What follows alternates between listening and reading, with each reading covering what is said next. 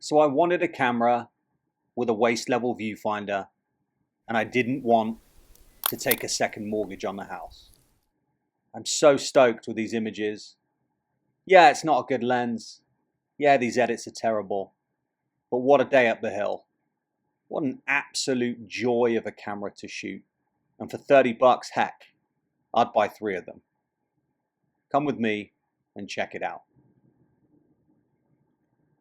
And just like that, easy peasy, top down shot, beautiful day, and that's what everyone wants. This is it. Simple, cheap method of emulating those super expensive cameras, the Nikon F3, the RE Super by Topcon, heck, the Canon F1. Out of focus, weird, kind of quirky, but heck, I love it, and it cost me nothing. That is the view right there.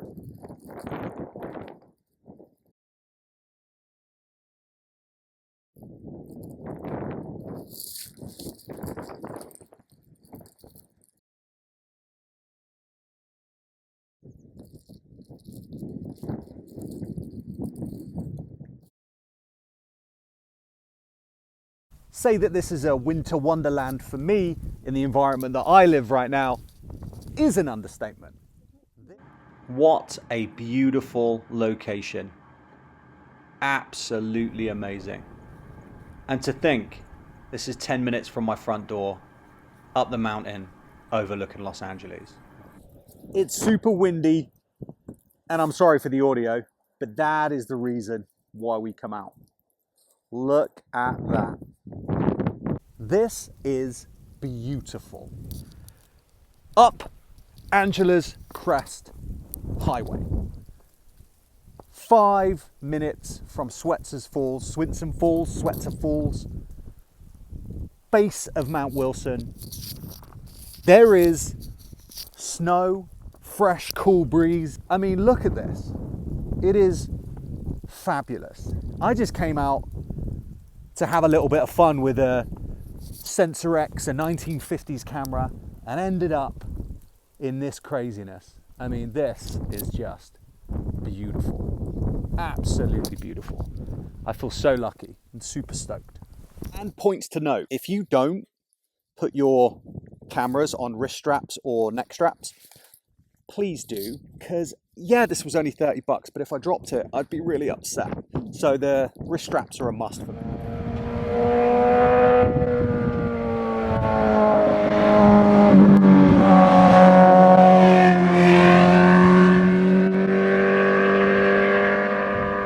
I'm going to take a quick image of that beautiful vista that we were talking about and continue up the hill. Advance my shutter. Everything's on. I set it to infinity. 8.6 on the aperture. Kentmere black and white. Let's see how it comes out. Probably shit, knowing my photography, but I still look pretty cool shooting this old school camera. I don't. I look like a knobhead, but that's all right. It's fine. I'm fine.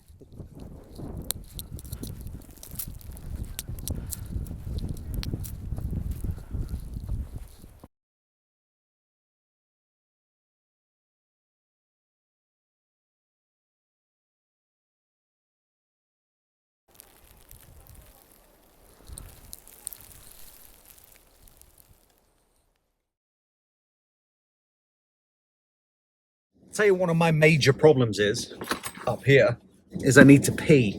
Like, I get excited and I need to pee, and yeah, I could just go outside and just pee in the snow, but I get stage fright, worried that people are gonna be like, hey, no peeing. I mean, coyotes pee up here, why can't I? I don't know. I guess I'm just gonna have to pee when I get home and hold it. I can make it. I can totally make it. I can make it. I'm an adult. Watch me.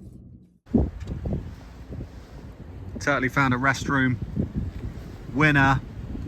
Chicken dinner. That was fun. I am so stoked with just being able to come up here. I was so worried that the entire mountain would be closed, and it isn't. You can drive up as long as you're safe, and yes, some roads are closed for sure, but a lot of them are open. I'm super happy. I'm gonna head back down, throw these images through whatever I can throw them through and see how they come out. Let's go. I'm gonna be careful going down the hill. A lot of snow, a lot of ice, but here we go. So I do need to compose myself after that wonderful trip up the hill. But let's talk about the Miranda Sensorex, this beautiful hunk of joy in front of me. Now, this camera was bought out in the 60s. Why is that important? During the 60s, if you wanted a high-level professional camera, you had two real options. You had the Nikon F or you had the Topcon RE Super. Both wonderful cameras. If you can find a Topcon RE Super in good condition, buy it. Those lenses are wonderful, but they're just so difficult to come by. The Miranda Sensorex itself rivaled those cameras when it was bought out. It had TTL metering. It had a removable pentaprism, a removable viewfinder, just like the Canon F1, just like the Nikon F. And that was a big deal. The problem was that it failed in every way. It failed with the marketing and it failed to delight its customer base. So by the 70s, Miranda went into bankruptcy and were no more. Today, in 2025, you can pick up a Miranda Sensorex for around about $50. Yes, we do have a inbuilt light meter. I wouldn't trust it 100%. Use your own external light meter or the light meter on your cell phone, but it does have that lollipop stick and needle light meter, which I find a dream to use. This camera is an SLR with interchangeable lenses. And the good thing about these interchangeable lenses that come with this camera, I found that it was sharp enough for my images, but then I'm not a connoisseur. I'm just somebody who enjoys photography, so didn't care that much. You can get lens adapters for this camera, pretty easy to find. So you can adapt to the OM system, the F mount. They were forward thinking in Miranda. They're trying to grab that customer base. They didn't quite make it. But in today's market, we love those vintage lenses. My OM system, I adapted to my EF. This is Canon 5D. That OM system, the lenses are beautiful. And of course, my Nikon F mount lenses also beautiful. So I've got one of those adapters coming for my EF cameras as well. Those can be adapted to this Miranda camera. The reason this camera for me works today in today's market is that waist level viewfinder. The ability to focus through that waist level viewfinder. You cannot do that with the Nikon F.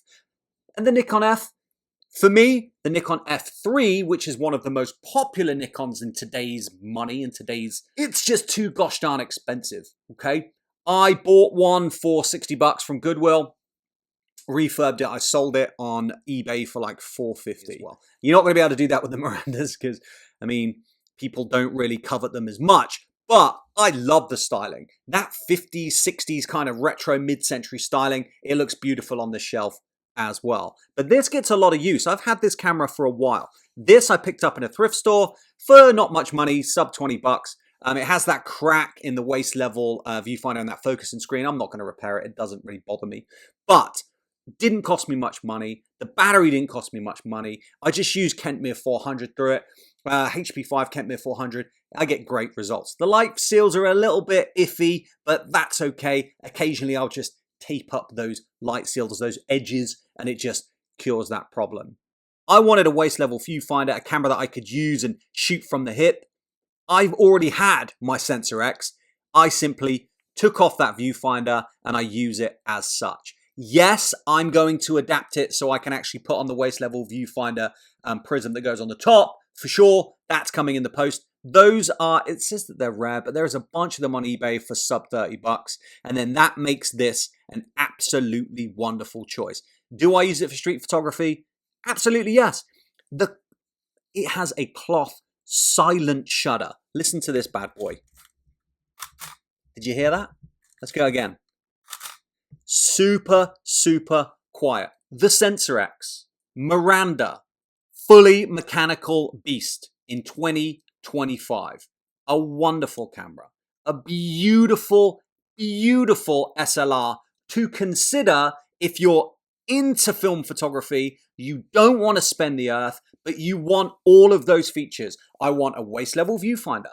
I'd love to have a light meter that kind of works. I'd love to have a fully mechanical camera that works even without the battery. Check. I would love a camera that somebody's not going to snatch off me. That's a Leica M9 punch steel. Oh my goodness, that's a Nikon F3 punch steel. This camera, oh my god, that's a Miranda Sensorex. He can keep it. He's probably poor. I am. I'm very poor, so that's fine. Miranda Sensorex in 2025. 100% worth a punt. It costs as much as 2 rolls of Portra 400. Buy it, stick some Kentmere 400 through it, shoot it in black and white, and let me know what you think.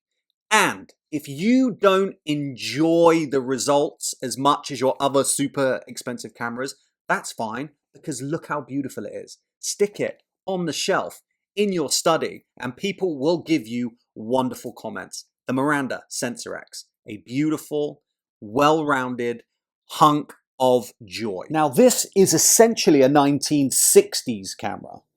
I think I might have harped on about it being 50s, but essentially it's a 60s camera. This is the Sensorex. This is over 60 years old, this particular model. And you can see on the back, again, a Japanese-made, beautiful metallic SLR. One of note these days because of this simple feature. Now, if you see this release here, you pull it to the side, so that way, and then simply pull back the pentaprism on top, and then you release this whole unit, much like the Canon F1 or the Nikon F3. Top-down viewfinder camera, unlike the F3, is you can actually focus using this top-down method with a waist-level viewfinder, essentially. And you can get a cover for this. I've actually got one on the way from eBay, and it cost me $35. And I can go ahead and replace that top crack screen if I need to, but honestly, it doesn't affect my photography with this camera at all. You've got the amount of frames left in the camera itself, and then what I love about this is when I cock and shutter there, you can see the red line indicates we're ready to make an image. Anything from 1 second to 1/1000th of a second, and then of course bulb mode, so I can literally just depress the shutter, and then that's astrophotography, whatever else I want to use it for. So we can see at the front here, this lever is going to help me to change my apertures. Right now you can see we're set to 1.8, and as we move through 2.8, 4, 5.6, 8, 11, and 16. Now if you have a look at that little needle in the left, you can see my little lollipop. If we switch to the front of the camera there again, we can see I've put my screw mount red button on there so you can see. This is the shutter release at the front, and obviously self timer here below. This dial here on the left, when I stick my lens on, I set this in here to my max aperture in this window. And then on this side is obviously my rewind button. When I'm finished with my film, just rewind it back. And at the same time release, we can see inside the camera itself and that cloth shutter curtain. So if I stick us on bulb here, easy peasy. Light seals on this camera are completely screwed, but it's something that I need to get to. So that is it. The Sensorex, the first ever Sensorex. There is a Sensorex 2, but this particular one, this $30 camera, I absolutely love. Thank you for coming with me up the mountain.